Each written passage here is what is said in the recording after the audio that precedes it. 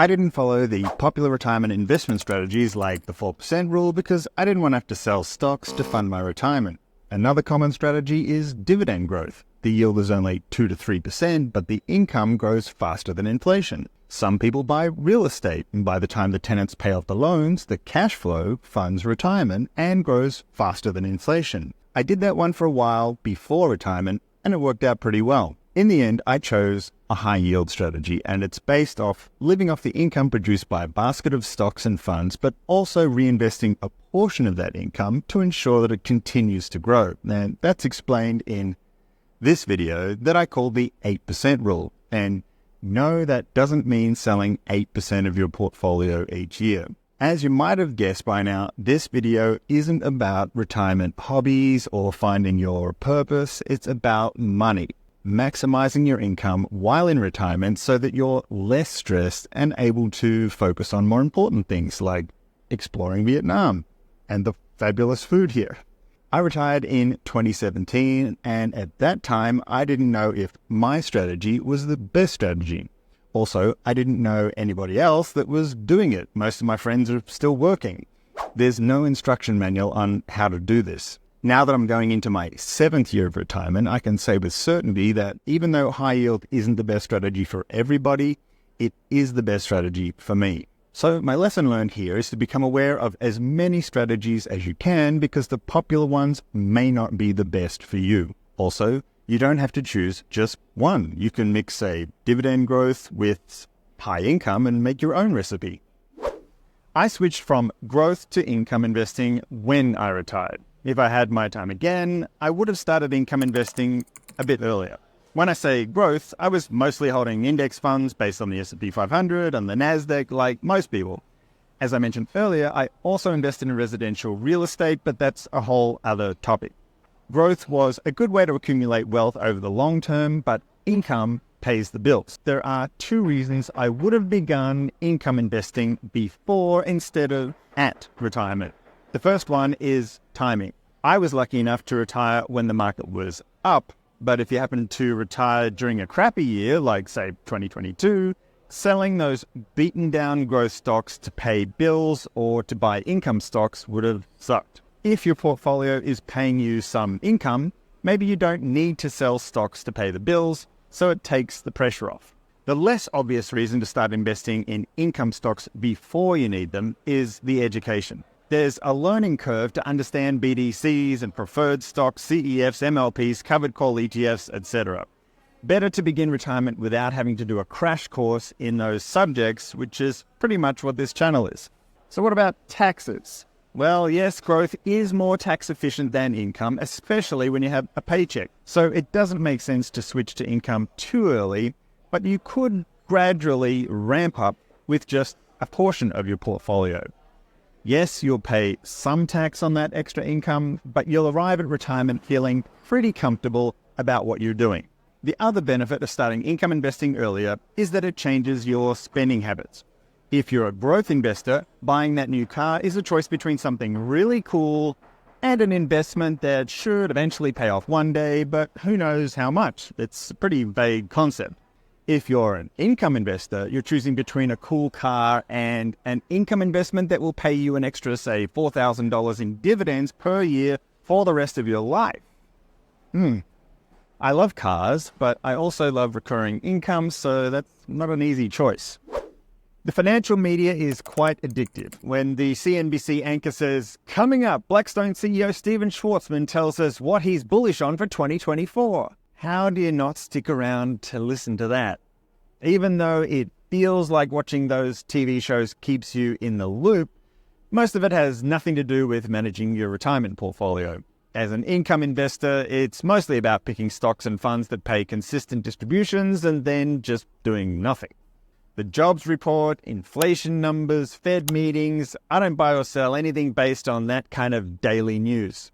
I also don't care if a pharma stock like Moderna or an AI stock like Nvidia takes off. I'm not trying to score huge wins. I don't care anymore which horse wins the race. Instead, I bet on a bunch of horses and all they need to do is finish the race. I still do plenty of research, it just doesn't involve CNBC or Bloomberg or the latest economic data. I use various tools like Seeking Alpha, the REIT Forum, Systematic Income Investing, and Contrarian Outlook. Those are mostly investment newsletters. But I use them to find new income opportunities and also to monitor the performance of the ones that I already have. I also keep an eye on dividend safety scores from Snowball Analytics and Simply Save Dividends to see if there's a risk of a dividend cut. And the dividend trackers also make it easy to know how much income I'll get next week or next month or even next year. More about those tools in this video. This next one aligns with the Warren Buffett philosophy. I'm no longer excited if I buy a stock and it goes up the next day or the next month. In many cases, I'd actually prefer if it went down. When I first buy a stock, I have a plan for what happens if the price falls. In most cases, the plan is buy more. I'm not buying because I think the price will go up in the next weeks or months. Nobody knows if that's going to happen. I'm buying because I like the company or the fund. One of the relevant Buffett quotes is, ignore the stock market, ignore the economy, and buy a business that you understand. And you could liken that to also buying a fund that you understand. This all comes back to having a conviction about the reasons why I'm buying in the first place. I'm looking for consistent and reliable income, not a price bump. If I believe the stock or fund will deliver consistent income and the stock market wants to offer a lower price in the short to medium term, that's actually better. So in summary, I now imagine a price drop occurring shortly after a buy. And if that doesn't get me excited to buy more, I probably shouldn't be buying it in the first place. This last one took me years to figure out. You can do this investing thing by yourself, but it's better if you share the experience. The challenge is that most of your friends and family couldn't care less that one of your business development companies just announced a special dividend. The good news is there are other people that like talking about high yield or whatever you're into. You just have to find them. Connecting with other investors exposes you to new investment opportunities, perhaps a fund or a stock you weren't familiar with. I'd estimate I've discovered a third of all my new investment ideas over the past 12 months, including SVOL and HVSM, from other like-minded income investors who posted comments on this channel or discussed investments in the armchair income community. It also helps your sanity to know that there are other people who get excited about an 8% yield instead of chasing the next tech stock that returns more like 200% in a year. Those are nice, and so are Ferraris, but I can be content without either. Aside from the forums and communities, there are also some good discussions about specific stocks in the Seeking Alpha comments section. You have to pay for unlimited access, which filters out a lot of the noise, and by noise I mean the useless comments.